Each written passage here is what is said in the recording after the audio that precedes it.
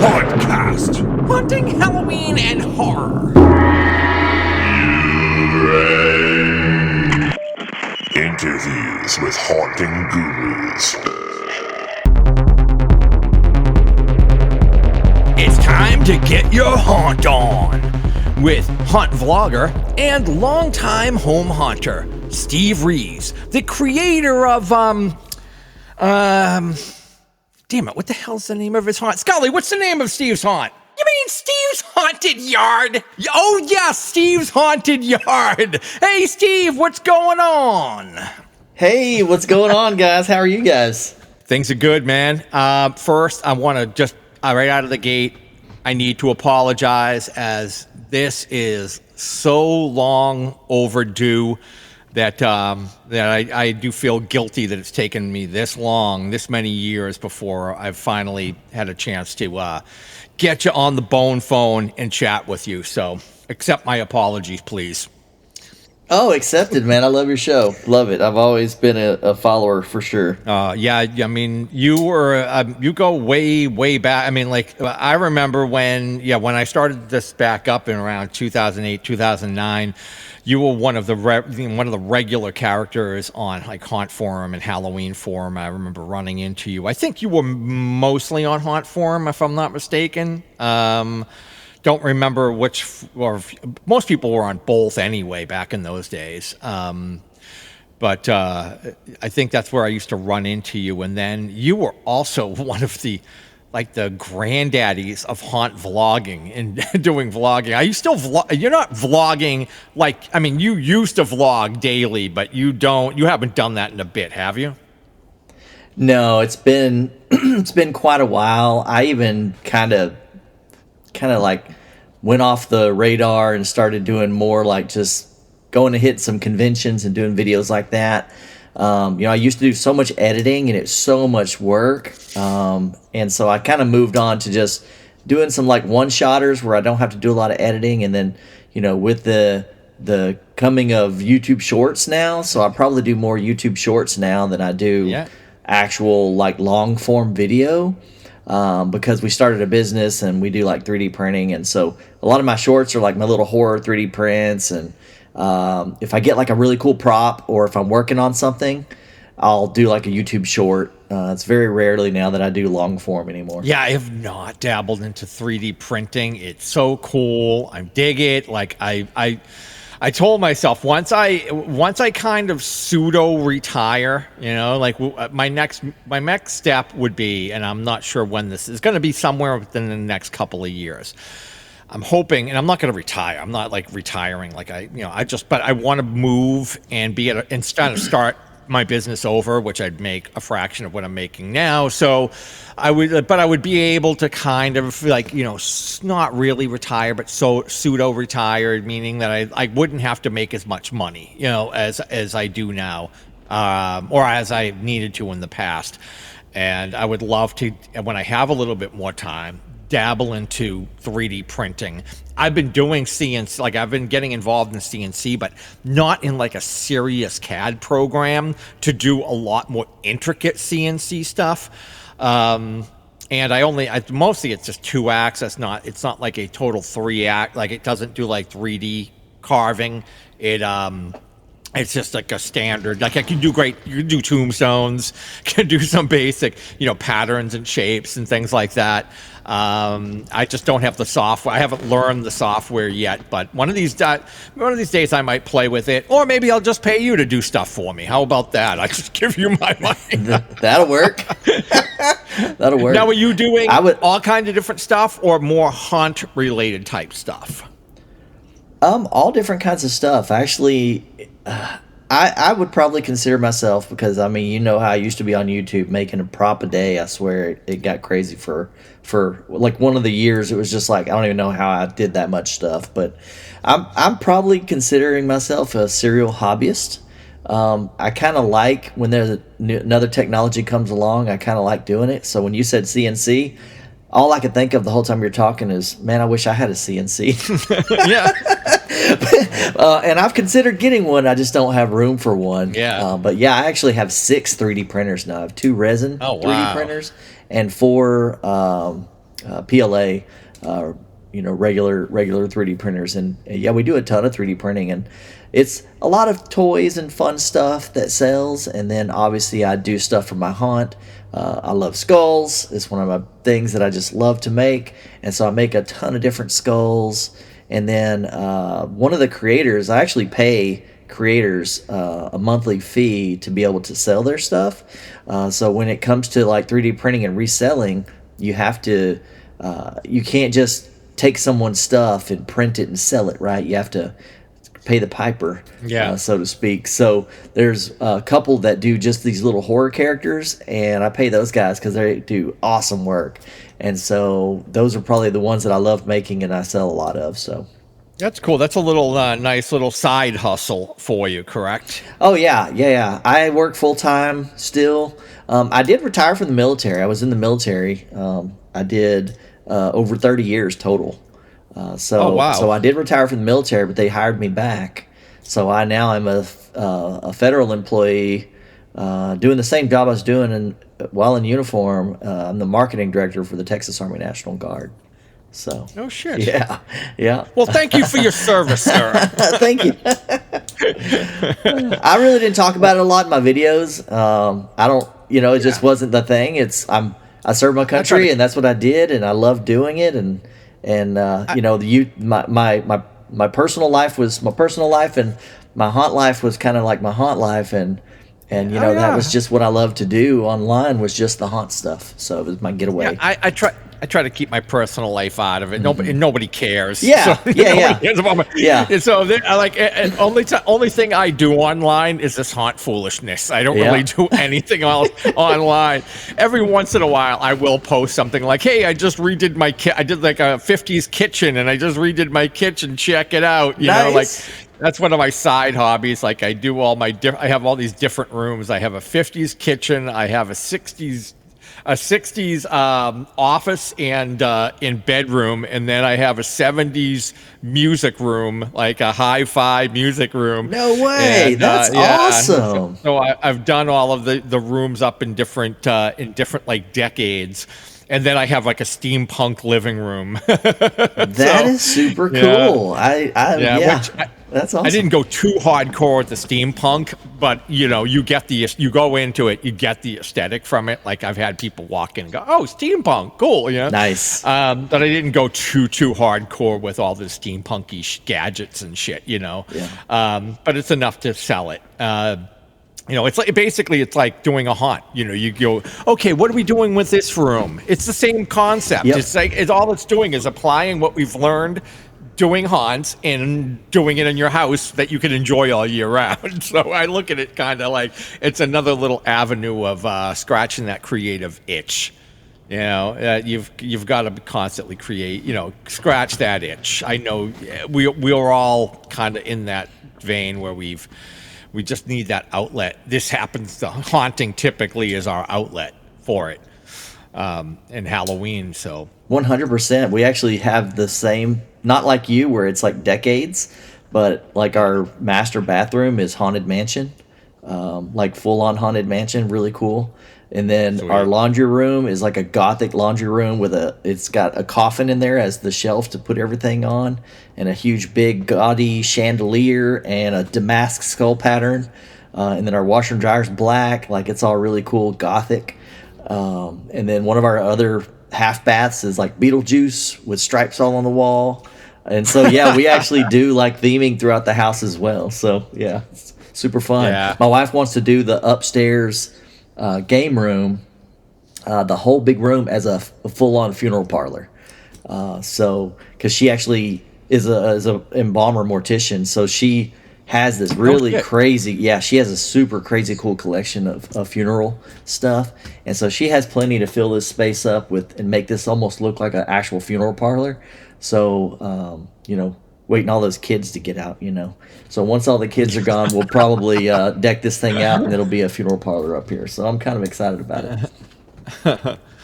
Now, from going back, I was doing a deep dive kind of over the years, and I was I pulled up a lot of your 720p videos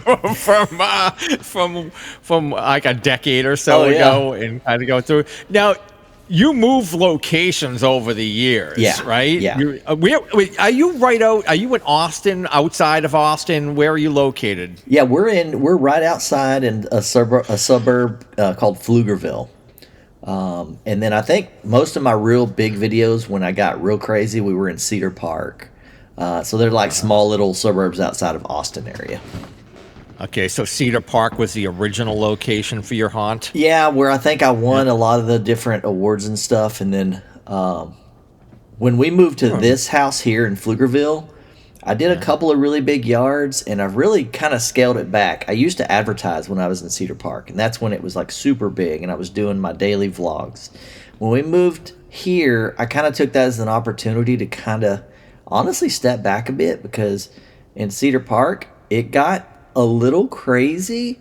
Like, we had the news come out one year, and it made it on TV, and it just got just really nuts. The last year before we moved from there, I almost got shut down by the city because the gridlock from cars, because it was a cul-de-sac. They were like, oh, you're going to need like a permit next year, and you're going to have to hire police officers if you're going to have this big of a crowd.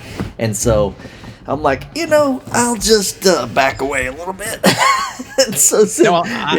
I think we all eventually get there. Yeah. And I don't know how many times I've said this when I've talked to people. But I said, it's like, be careful what you wish for. When you are out there promoting your haunt, and it will take on a life of its own. And next thing you know, you have way too many. I don't want news. I don't want anybody writing about it. I don't even want anybody posting about it online. Don't even send a picture to your friends. I don't want anybody knowing, because all of a sudden, you've got thousands of people showing up, and it gets out of control. And I'll tell you, some of the best Halloweens I had were around 500. I think maybe around 500 trick-or-treaters that I could probably count. Yeah. Because it was more manageable. I could reset, like, the kids, because I'm doing most of this myself, so kids could come in, and I would always try to get a little startle scare or pop out or do something, and I'd be able to reset, and they would come in, and I could, it wasn't like everybody's waiting, so they can kind of see what's happening, and they're like, oh, okay, he's going to jump out, so I don't have, they're not scared, or they're not going to get startled, and it's the cops, it's the town, it's the neighbors getting pissed off, it's the nonsense.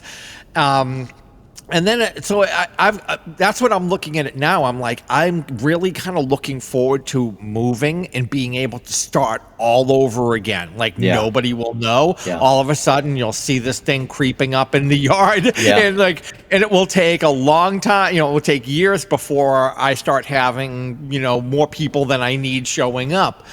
So I am looking for a reset, but I've got probably a couple more years here. We'll see what happens. It could be 1 year, could be two, but I'm thinking within the next couple of years, it's time to go. It's time for me to pull the trigger and go somewhere a little bit warmer. Yeah. Well, we're looking to go colder.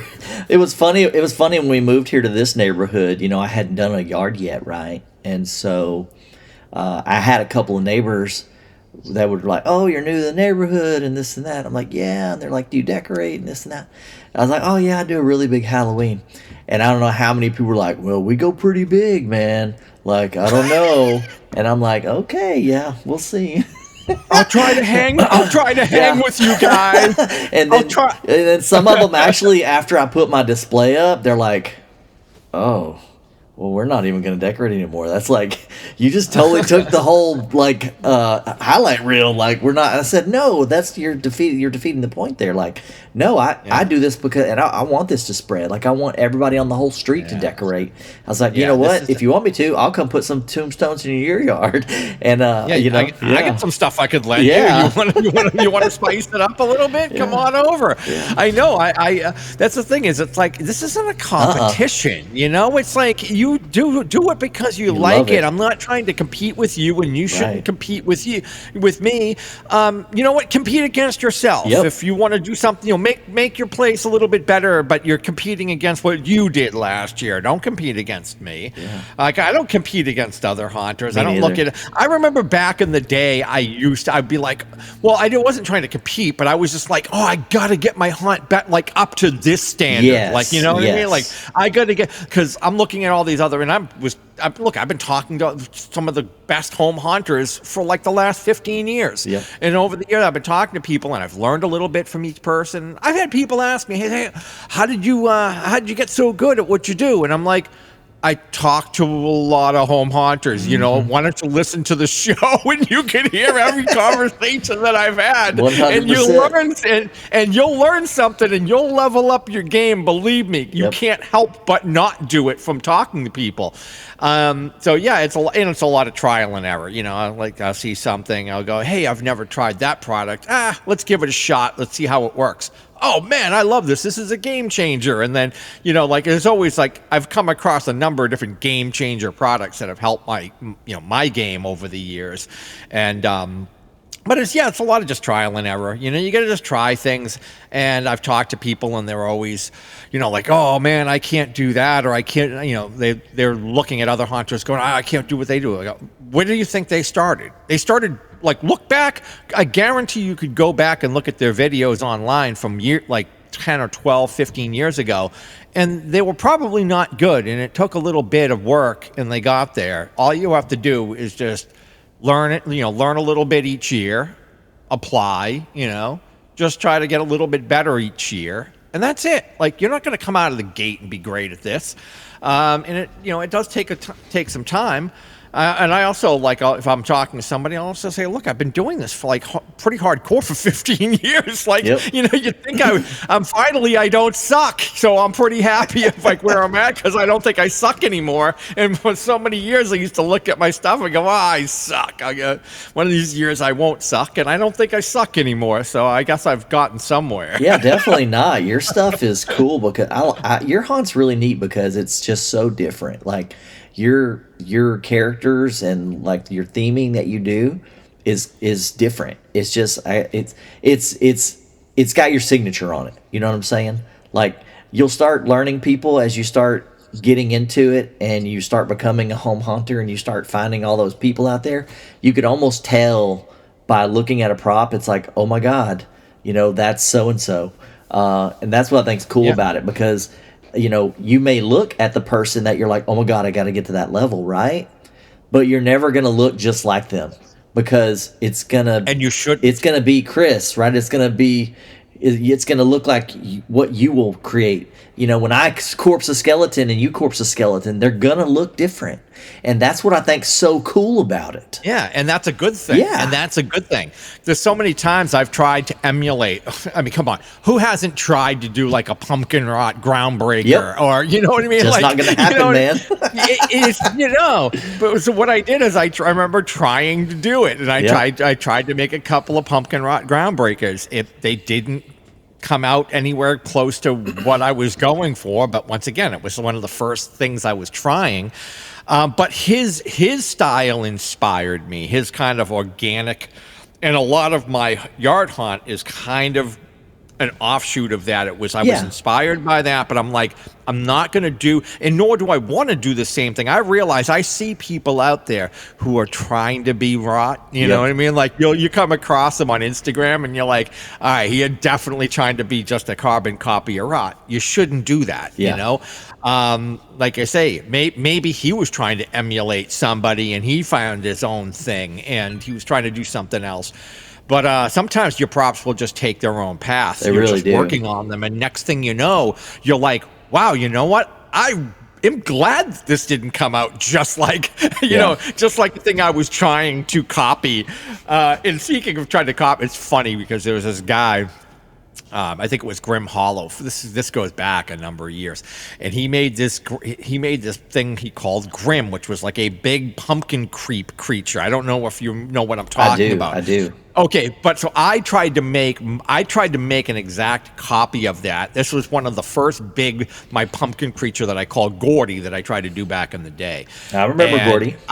And I finally, like, I realized he kind of the first iteration of him, like the feet were too big, and like he was just like he kind of looked goofy. And then I remember after a year or so I ripped those out and I redid them again, and I kind of coated him again and painted him again, and he looked better. Yeah. And then after a couple of years he kind of started breaking because I didn't build him strong enough, and he started breaking on the interior, and I did coat him with paper mache, which was stupid. And I finally just ripped it apart, and I had DC Props make me an armature, but when it showed up, I gave him the directions, and it wasn't his fault. I wasn't as specific at how I wanted the thing to be kind of in a crouched, bent position, but also shipping that in the mail because he was more upright. So the metal armature that I got, he was more upright. And then I redid him, and I hated it, and I had him out in my yard for a couple of years, and then I finally ripped him apart.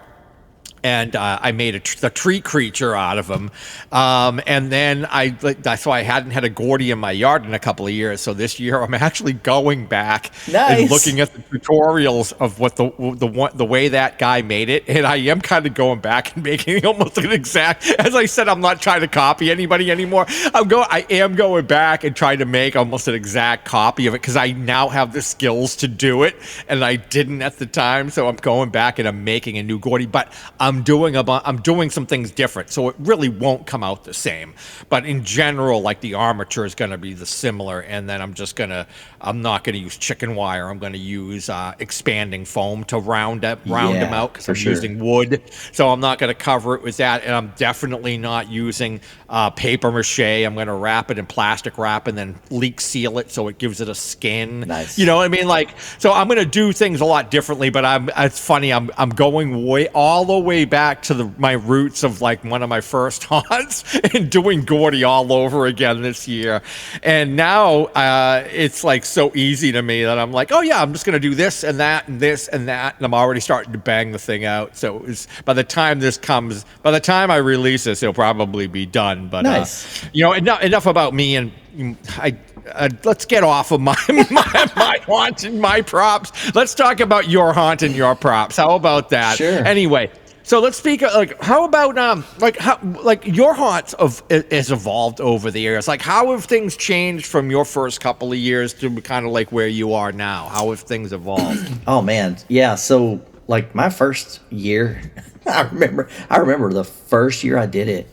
It was freaking particle board, 4x8 sheet of particle board. I went to Home Depot and cut out some shapes, and the sayings on the tombstones were like, I told you I was sick, and I'll be back, and all this dumb, goofy crap, right?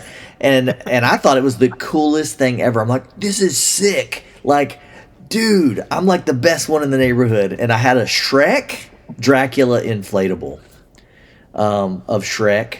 And, my kids were little. And so, I look back on that and I'm just like, wow, that was horrible.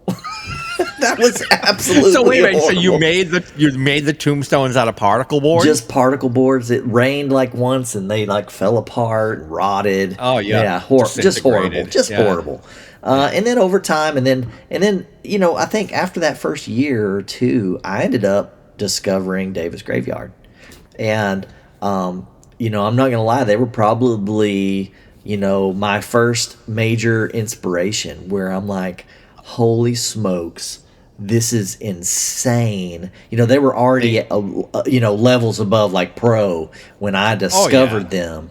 And that's who I kind of started emulating, which is why I started because I think I gravitate towards the cemetery, the traditional cemetery tombstone, the gothic. Yeah, gothic, zombie, look. Yeah. vampire, universal monsters, like classic monsters. It's just kind of where I gravitate towards. It's just what I love. And so there's just just hit me, right? And there were so many more haunts during that time that were just amazing. Like you probably remember, like Haunt 31. They were huge. Still around. Yeah, yep. Toby Rolston's still yep, around, man. Yep. That was one that one was probably the one that got me into pneumatics. I did have some years where I got really into pneumatics, and so I've gone through different changes throughout the year, but then I'll go and I'll change my theme, right? And I'll do something completely off the wall, and then I miss my cemetery, and then I'll go back to doing my traditional cemetery. And so just over time, I started with a cemetery, and then that's really this year probably what I'm going to do is just my original cemetery. And it's just what I end up loving to do because I love adding all the detail. I love small. I've moved now to where I no longer do pneumatics really. I had the whole Casa Fear zombie guy. I built that. That was one of my biggest YouTube videos. I think I probably had that thing still gets views. I still get people ask me questions about that on YouTube like today.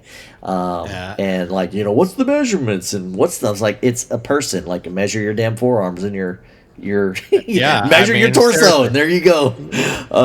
And so, and I no longer really do pneumatics. I like my haunt now. I love subtle movements.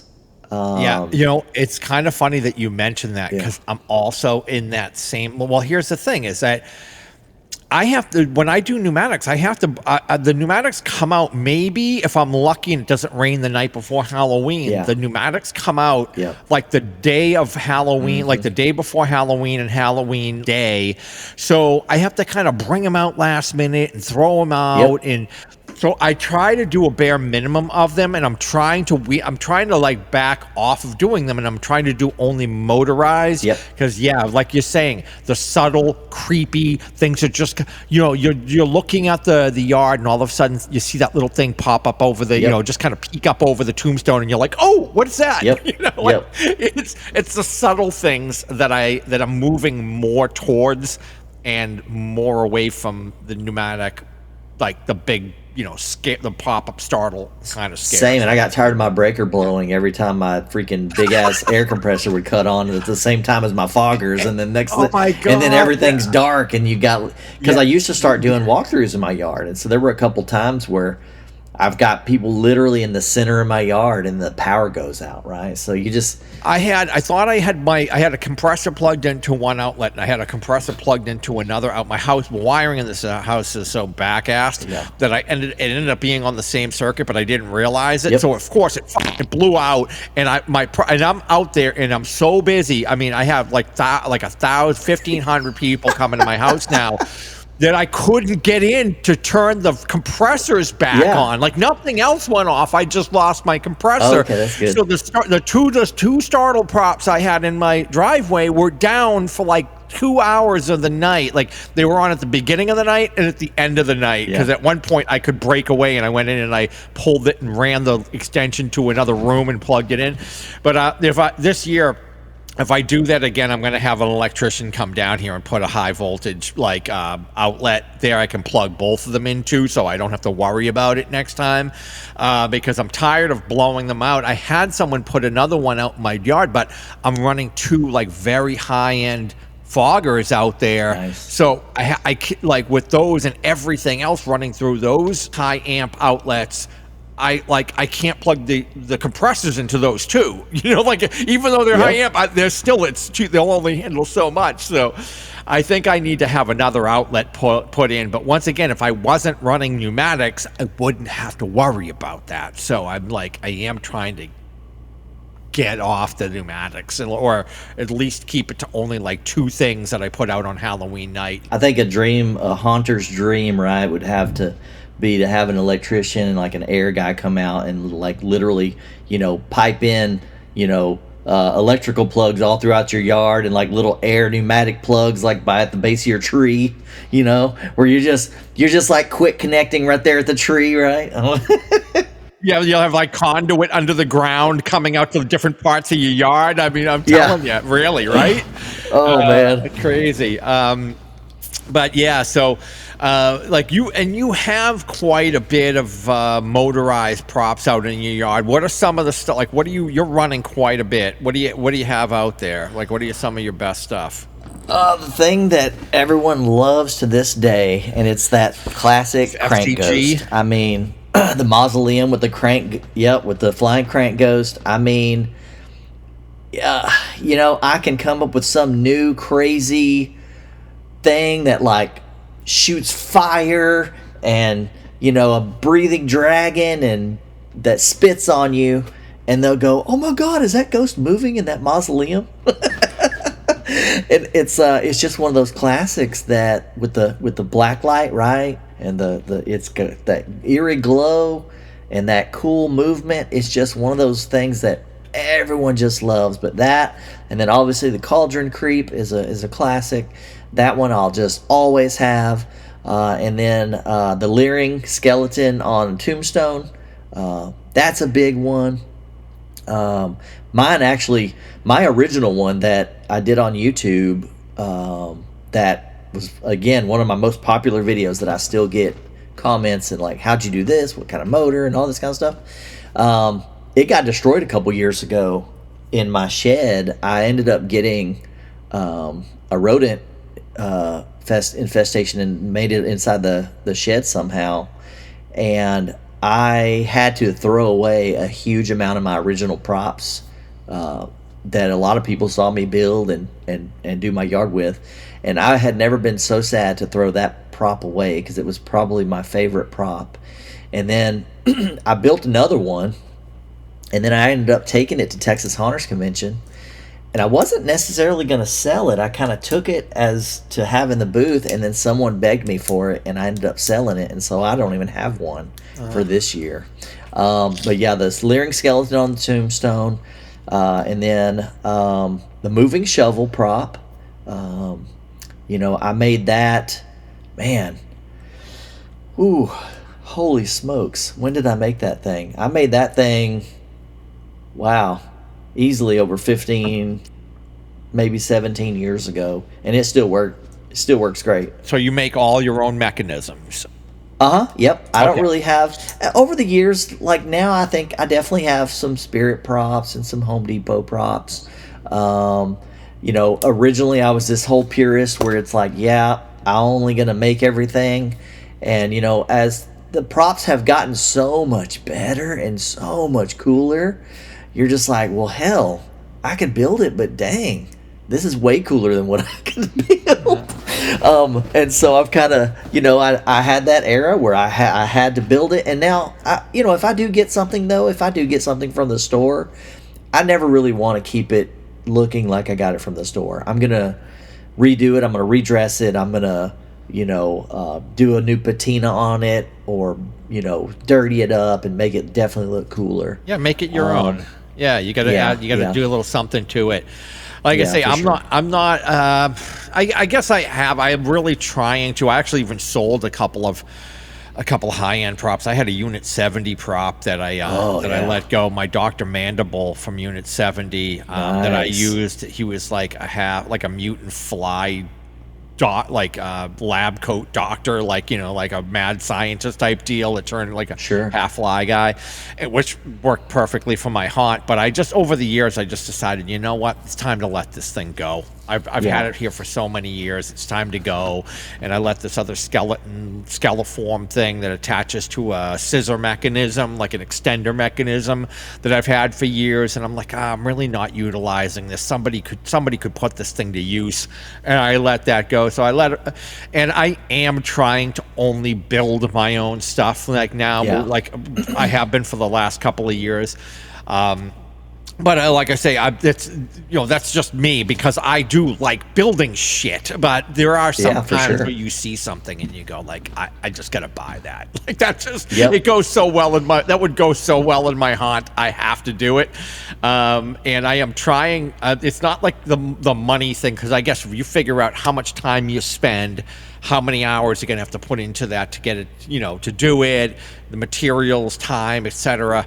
Is it just more cost effective to buy the thing. In probably most cases, it is. It's just like It really is. and you're gonna get it exactly the way you see it. You go, that's great, and I could try to do that, but I could just buy the thing and it's already done and it looks just like I like it. So I get it, and I'm like, as the quality of these Home Depot and Lowe's props they're coming out now, I'm really looking at them like, I've never been that big of a fan of the Spirit stuff because I just don't, it doesn't hold up as well. It doesn't. But the Home Depot stuff is pretty well made for the price. So it's like a neighbor down the street who's just starting to get into this. He's getting the bug.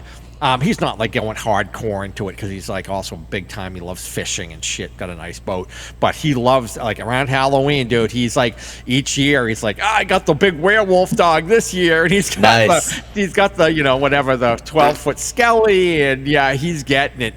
Each year he's getting a little bit more. But one thing, it's like you look at it and go, like, damn, that's pretty good looking, man. Good for you. He doesn't want to build and spend all that extra time. He wants to be fishing, but he's an electrician, makes good money, and he's like, I'm just gonna buy what I want, and that's it. And there's something to be said for that, for damn sure. I never look down on anybody who doesn't build their own stuff, because you are putting things together. You are making something out of. You are gathering all the elements to make it work. So even. Oh, I love I go out every October and I try to drive to like a new neighborhood and several neighborhoods and some neighborhoods that I know where there's some yards. And yeah, I honestly don't care. I think there's some really cool yards in this area that everything's store bought, everything, but they just put it together so well, and they add lots of detail, and they do layers and really cool lighting and fog. And I mean, the general public doesn't care if you made it or if it's from the store. They do not. They really don't know. And a case in point is they really don't even know. Like I remember one year, I did the biggest yard I'd ever done here in the neighborhood. And then the very next year, I'm like, I'm going to take a break. And I literally put out like 6 tombstones, like 3 little fence panels, and 1 fogger and a couple of lights. Like it was nothing. Like it was like a 10 by 10 little cemetery. It was nothing. And I had people going, oh my God, dude, how long did this take you? This is insane. And I'm like, wow. And I'm like, you guys were here last year. You're like, what am I doing all this extra work for then? It's so funny. I'm just like, I know I recognize you from last year. Do you not remember how big the yard was last year? Yeah. But so it's like amazing how people just kind of forget, just don't really know. People will come to the yard year after year after year. Yeah. And then they'll go, oh my God, is that new? And you're like, it's been there for 15 years. Yeah. I've had that same thing for 15 years there. But hey, if Absolutely. it's new to you, awesome, great.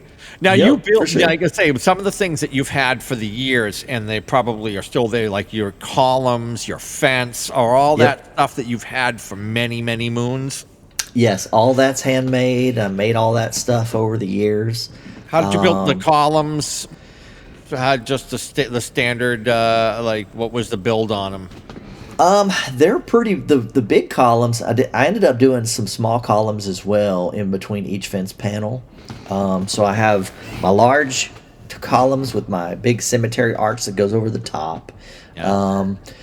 The columns was kind of a neat find. So somebody had thrown away, we start looking for trash too when you're like a true builder, a haunter. Somebody threw away this canopy.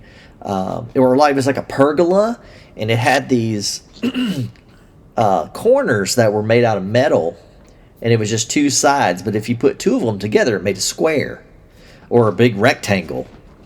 And so somebody just had those on the curb, and I grabbed them, and it made 2 column, like bones of 2 columns, and then I just skinned that with foam, and I ended up making a wood top for it.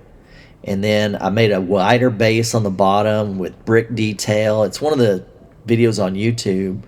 And I think over the years, like when I first finished them, I wasn't super happy with them. And then the next year, I think I added plaques on the front, and then I added lights, creepy lights. And then just over time, they were like, man, these are awesome. Like, it took me a few years to really get them to where I really loved them. But yeah, those are all made. The fences I made. Some of the fence panels I have now were actually made by another haunter, a buddy of mine, Dean. He quit doing his haunt, was like, hey, do you want these? I'm like, hell yeah, because he the way he did his, he actually took the PVC pipe, and this was before. When I made mine, everyone was making kind of the same standard fence panel, right? Just the 1x2 strips with the PVC pipe. And then you would go to King Architectural, which would do the little plastic finials. You can get them by the bag. Yeah. And so that was kind of the standard, right? And then someone goes, hey, I could do better. And then they got the large PVC pipe, and then they would cut those little circles out of it. And they would put those circle rings across the top below the spikes. And so his had that. And I'm like, ooh, these are way cooler than mine. I'll definitely take these. So I still have a couple of those panels as well. Yeah, so. yeah, it's funny how over the years they've gotten a little bit more intricate. I've also seen somebody taking those little, they're like these little plastic kind of decorative fence, like for around gardens. It's like a little like plastic fencing that you could put around a little garden or a little place out, like on the front of your yard if you're trying to like go like make a square or circle around a tree, and it's just like a little decorative fence, little tiny fencing, and people using those and putting them on their fencing. And not last year, but the year before last, when I did the Trick or Treat movie with Sam. I don't know if you saw that video. I did. We'll talk about that in a minute. I redid my main cemetery fence. I had always put that garden trim on there. I did it, man, many years before.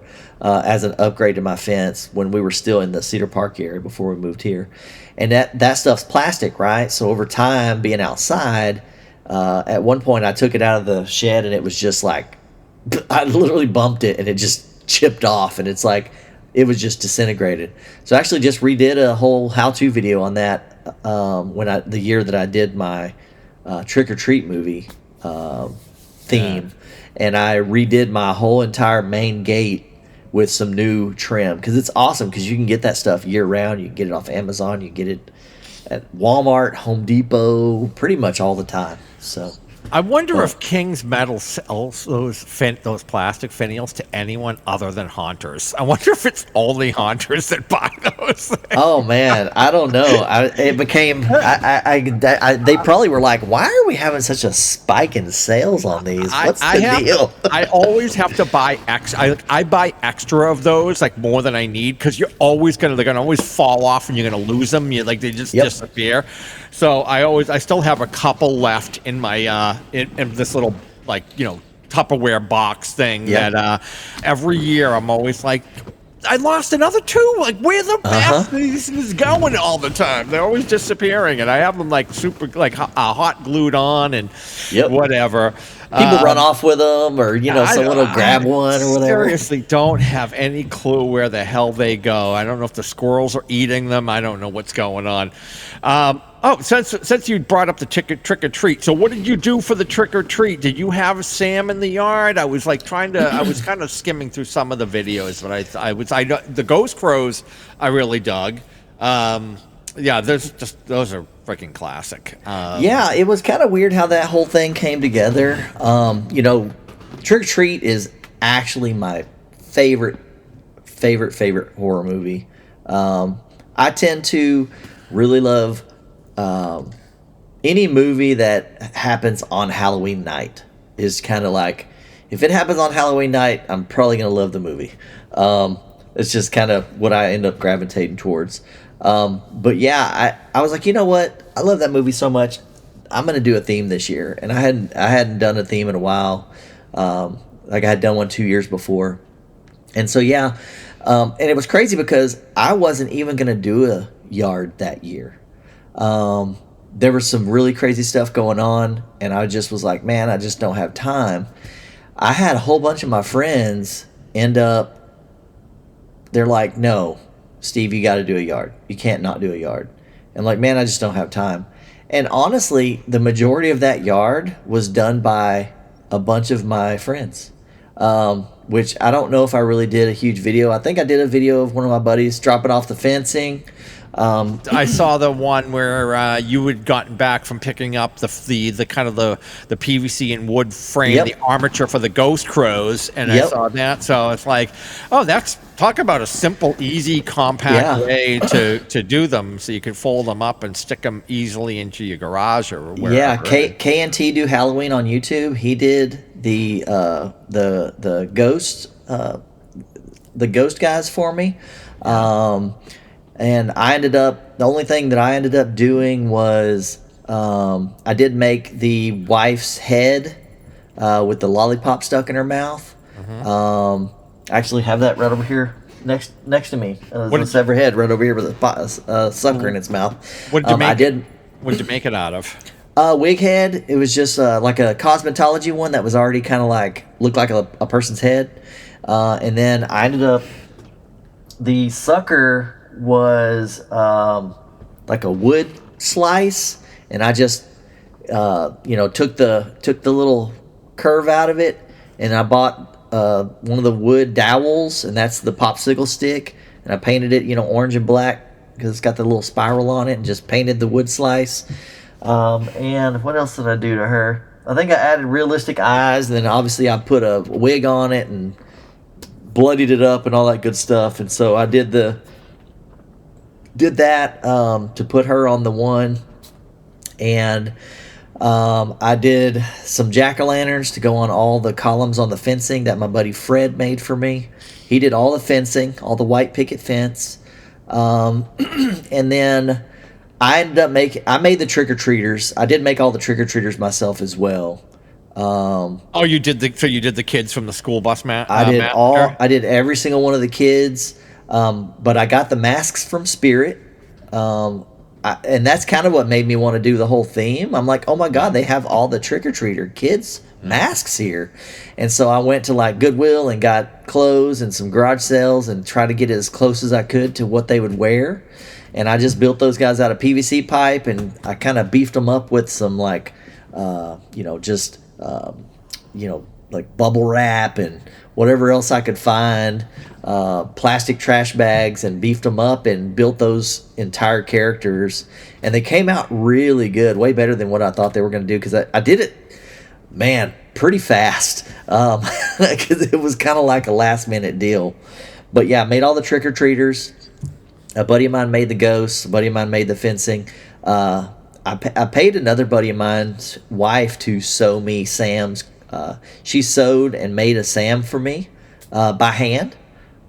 She did the whole burlap head, and she sewed and stitched his entire costume. It was super cool. That's good. And then another buddy of mine made the trick or treat from the film pumpkin that would go right behind Sam. You mean the X eyes? Yeah. Yep. Yeah. So got one in the tree. I got one in my Halloween tree. Yeah, and so it was really neat that I had everybody kind of come together and help me with that haunt, and so they said, no, that you're not taking a year off. We're gonna help you. We're making you do this. You're gonna regret it if you don't. And they kind of pushed you forward. They did. I'll actually have all the trick or treaters in my booth for sale this year at Texas Haunters. Okay, so you're getting rid of them. You only use them for that 1 year when you're selling them. Yep, just use them for that 1 year. It's really mostly the costumes and the masks. I mean, I'll throw all the PVC pipe in, but I kind of took them apart, so it'll be like a puzzle. Yeah. But I'm gonna have them there. I'm actually gonna. I'm probably moving into a realm where I'm not gonna do the theming anymore. I'm just gonna do my really cool cemetery, super mega detailed cemetery, and so all this extra stuff that I have over the years, where I've done themes, where I did like the Sleepy Hollow theme. Several years ago, that was one of my favorites. Were you doing a theme every year, or just every couple of years? Oh yeah, I was for a while there. I was changing it up just about every year, and boy, you really start accumulating when you do that. Yeah, no, And that, I just look at the logistics, and I go, no, I can't. I'm picking a theme and I'm riding it to the dirt. I'm riding it. yep, I've been riding the Village Mire out for years, but it is evolving a bit. You know, yeah, the theme, like the backstory, is starting to change a bit and evolve, and you know, there's always different creatures that can be worked in, that will work into the kind of overall, you know, thing. I doing it by myself. I mean, you do have help, but you know, like do you like your wife helps you, right? I not no, No. no, it's me. Oh, okay. So so you understand. I mean, you totally get it. I mean, it's like Yeah, it's yeah. really hard to. So I look at it and I see people who are changing up their haunt theme all the time, and I'm like, yeah, but they do have a crew of people helping them. So it is that's there is that. For me, if I can just make a couple of new creatures for the yard each year, or just change some things out each year, and you know, have enough to keep me busy for the over the summer, for a couple of months, you know, I'm like kind of happy. Yeah. Last year I went a little bit bigger. This year, Nice. I'm going back, and like, I do a lot of reworking of stuff too. So like what for me, I'm like taking something and I'm reworking it. I'm just like making it better because I kind of wasn't happy with like the first iteration. So I have many props that are like on their, 2.0, 3.0, 5.0 versions of them that have just gotten reworked so many times. They're still kind of the prop, but it's, they've changed a bit. No, I get that because that's kind of how I started changing in terms of so so I obviously you get to a point where you really don't have more room in your yard, right? So we all kind of hit that point at some point when you just build and build and build and build and build. And so I kind of got to that point, and when I started doing the theming, my wife's like, dude, like there's no more room. There's no more room for stuff. So that's kind of how we moved into doing this business. So cuz I basically I stopped building for a couple of years, and I got super bored and I missed it so bad.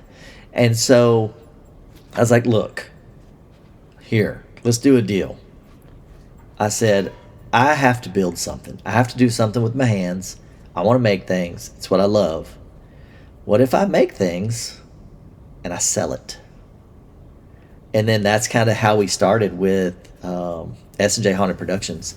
And so I started with tombstones. I made tombstone blanks, and I embedded PVC, and then I started putting those on Etsy. And then that's really how our business kind of evolved. And so honestly, it's taken over me building more things for the yard because I do so much stuff with 3D printing, casting skulls with resin and foam, and I make so many different props that sell. I honestly don't have time to build new things for the yard.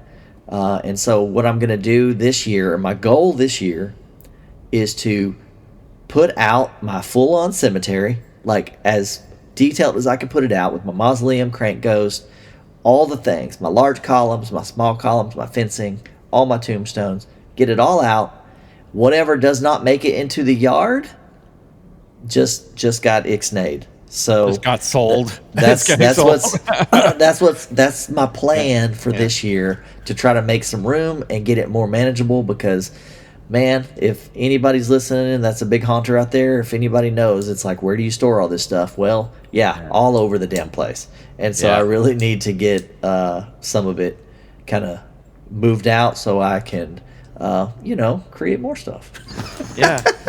No. As far as your tombstone, like your tombstones in your cemetery, which is going to be what you're going to be just doing for the next duration, whatever. Did you make all of those yourself, or some of those you picked up from places? You had a couple of cool statues in your kind of tombstone mix there. Yeah, all of the tombstones were handmade for the longest time, and I think over the last 2 years, I think I've gotten some of the ones that Home Depot does, because they're just super cool, and they're just such I mean, they're just awesome. They're not cheesy at all. And so there's some Home Depot ones in there, but for the since the beginning of times up to this last few years, yeah, they had been all been handmade. Barring a couple of like you said, like I'll get like a statuary thing from like, At Home or Home Goods, and stick it on top of it and paint it to add detail to it. But pretty much handmade for the most part. What do you do? What do you do for atmosphere, like your audio for the night? Just Nox Arcana is probably my go-to in terms of music. I probably own about 15 or more of their CDs. They do themed CDs, which is super cool. Like they have one that's kind of zombie, they have one that's kind of vampire, and so if whatever theme I was doing for that year, you could pretty much go to Nox Arcana and look it up, and they have a album that kind of fits that theme. And so their stuff's like super cool. It's almost what I almost always play every year. Yeah. So, but what are you using for like speakers or the setup? I actually have those rock speakers that are waterproof that go outside. They just look like a rock, and I think I have about 6 of those. And I'll put those kind of close to the columns out on the outer perimeter, and it works really good. And I'll just usually have the speaker wire running back in through one of the front windows, and because it'll still close, the window will still close and lock because the speaker wire's so small. Yeah. And I'll just have my little music player, whatever I'm using. I've done different things over the years, MP3 player, CD. I remember when I was using a CD player, freaking DVD at the beginning. And so, that's what I do. I still have never really moved to a Bluetooth. I just haven't. I know a lot of people probably have at this point. But they just work. They just work really well. Yeah. What about light? What about your lighting? Anything you use in there? I use a variety of lighting. I still have from old to new. I probably don't have any more incandescent lights anymore. I would think at this point they're probably all LED. My favorite lights are those color piano lights. I think they're from Gantom Lighting, maybe. They're just awesome because they're programmable. And so you can plug them into your iPhone or a tablet or whatever, and you could set a really quick, easy scene that just loops onto a prop. So when I did and they're called color piano lights. When I did, they're real small, real compact. They're weatherproof, waterproof, and you can put them anywhere. And so once when I did my Sleepy Hollow theme, I programmed the light to where it's bright light on the Headless Horseman, and then it would fade and start flashing like thunder and lightning, and then it would switch to like a red heartbeat for a small amount of time. And I had it focused in on the severed head that Headless Horseman was holding. And that would just loop. And so it causes more movement in your scene without actually having a prop move. And so those are probably my favorite lights. Other than that, I'm just using regular LED floodlights. Not a lot of the pins. You're using a lot more of the LED floods. I've gone back and forth. I had created my own LED spots, the little tiny mini ones. I ordered like the LEDs. I ordered the little diodes. I did all the soldering. Wired them into boards. And I had that phase, right, where I was really super into that. And then I'm like, all right, did that. Cool. Learned that skill. I don't like doing it. I'm gonna buy them now.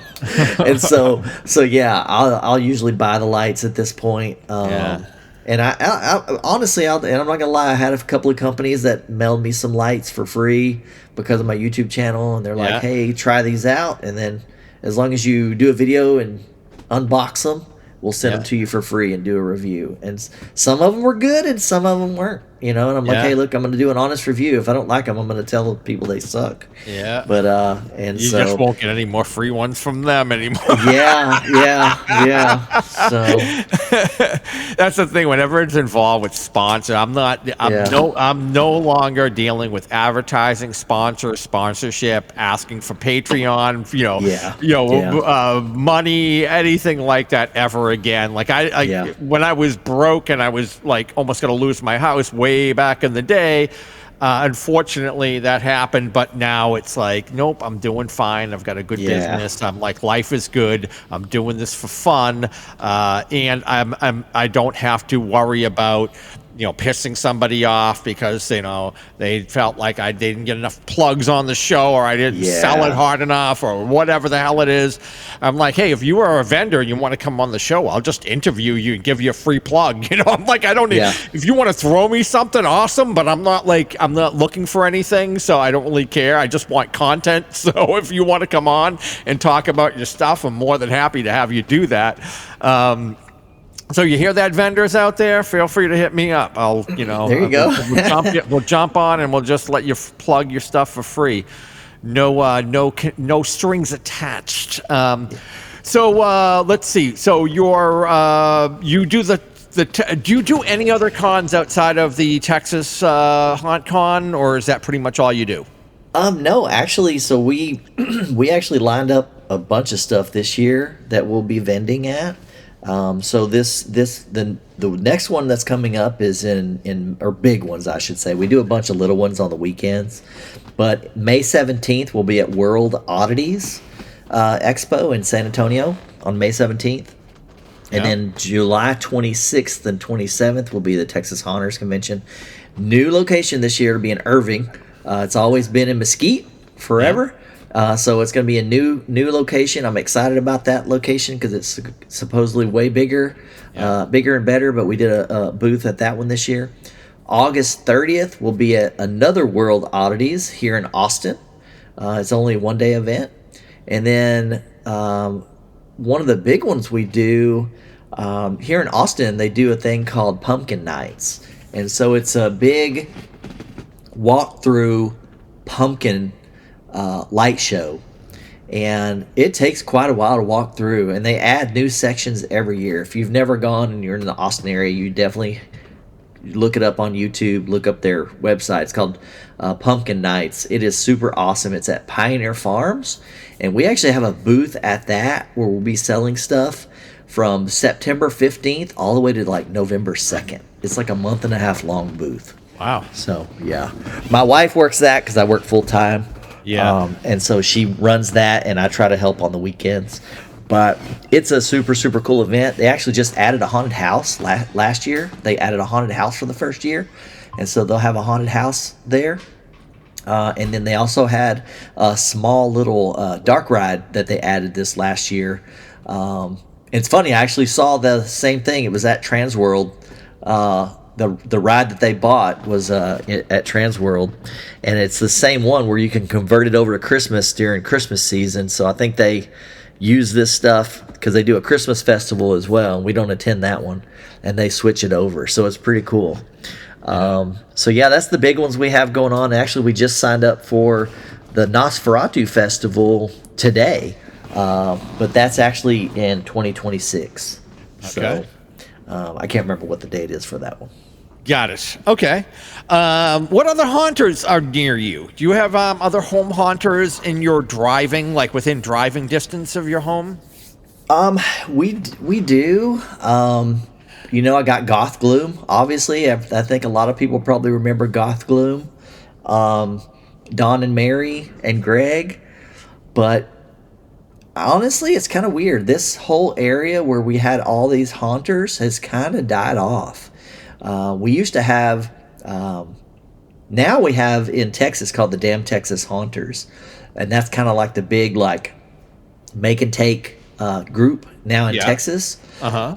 We used to have TXFX. When I first moved to Austin, I found this group called TXFX. And we had a huge group of haunters that would meet every couple months, and we would do make and takes, and we would go to their haunts.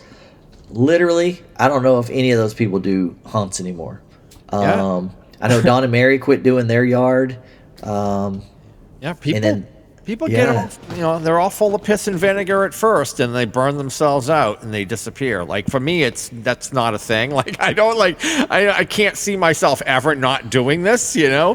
I mean, even if I had to scale it down, like I'm so old that I have to just like throw atmosphere effects in the window or do like, you know what I mean, set up a little something outside. Not doing like as much as I'm building and stuff now, but yeah, some people are just kind of come and go, and I've seen that. I've hear about that a lot.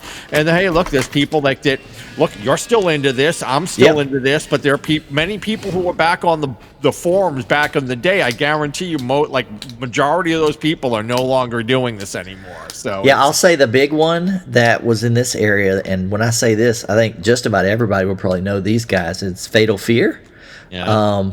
They're huge. They're actually going pro this year. So they're actually opening up a pro haunt this year. It'll be the first year. I'm super excited for them. It's going to be in the South Austin area. Oh, cool. And Brian, I'm there. I need to message him actually and be like, hey, can I come see it? Can I come see what you're working on? Because I really want to see kind of what they've got going on, because I go through their home haunt every year.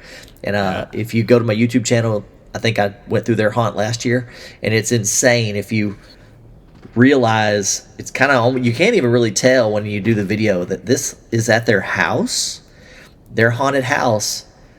They literally build it in their actual home inside, all throughout their house. So when you go through there, you go into their garage, and then it goes into their house.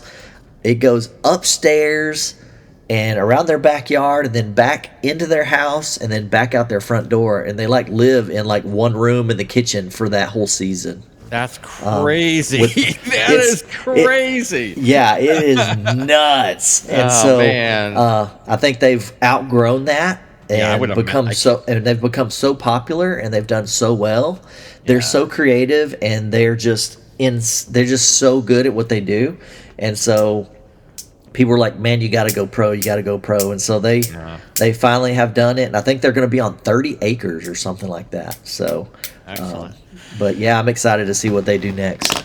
Now, you mentioned back in the beginning of this interview, you talked about being an amazing award-winning haunter. What awards have you picked up over the years for your haunt? Oh man, Jesus, I think I'm having to look behind me here because I actually have, because I can't remember this first one. I think the first one I got was 2010.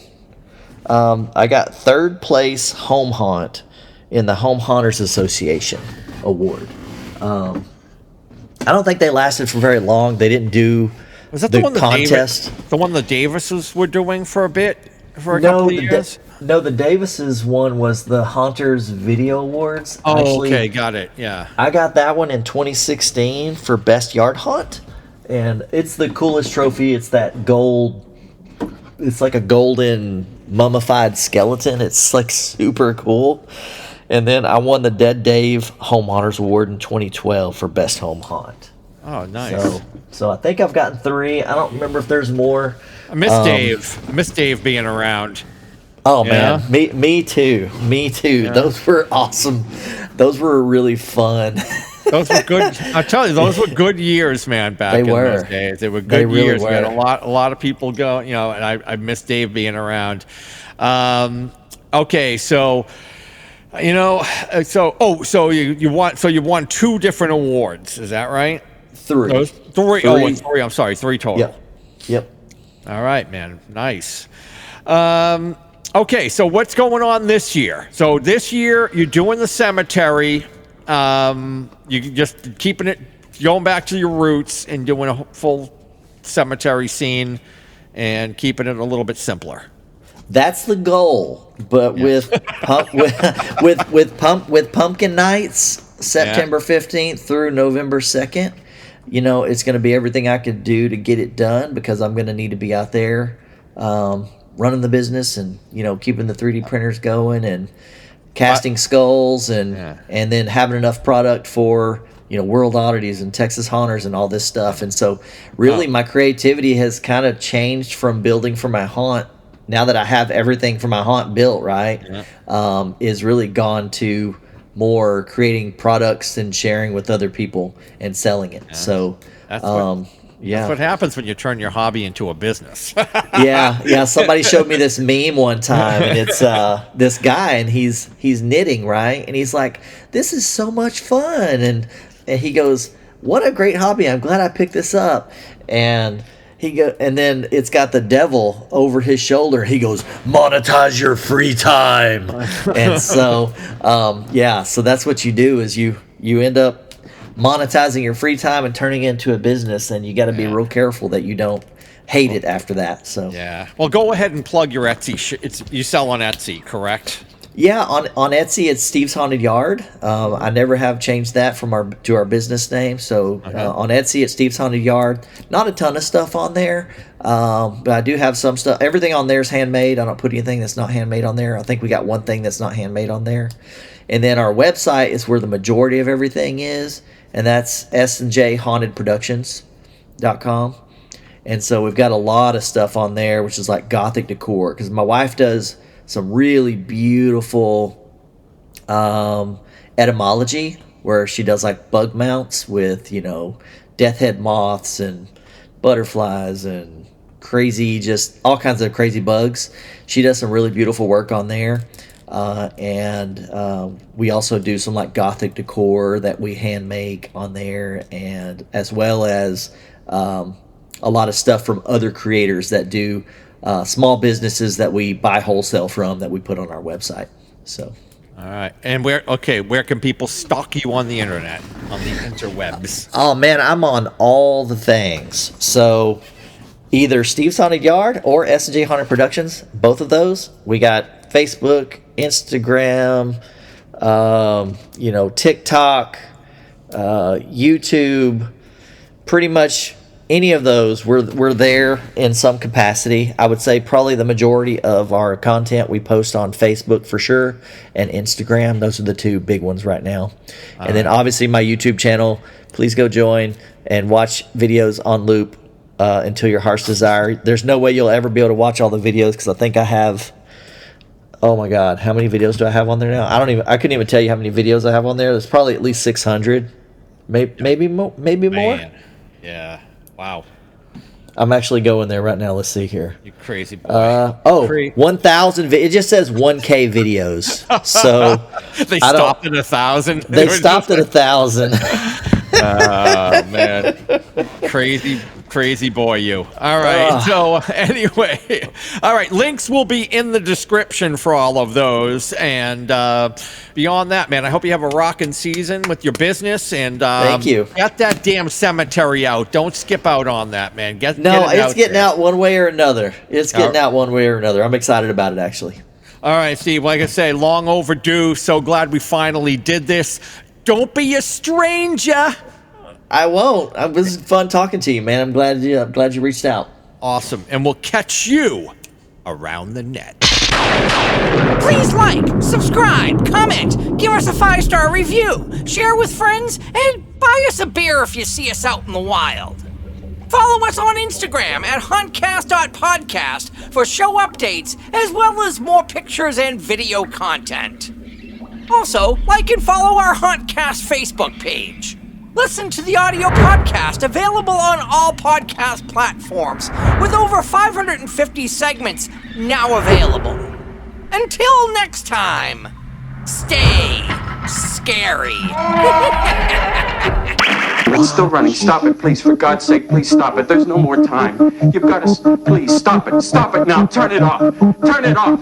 Stop it. Stop it. Stop it. Stop it. Stop it. Stop it. Stop it.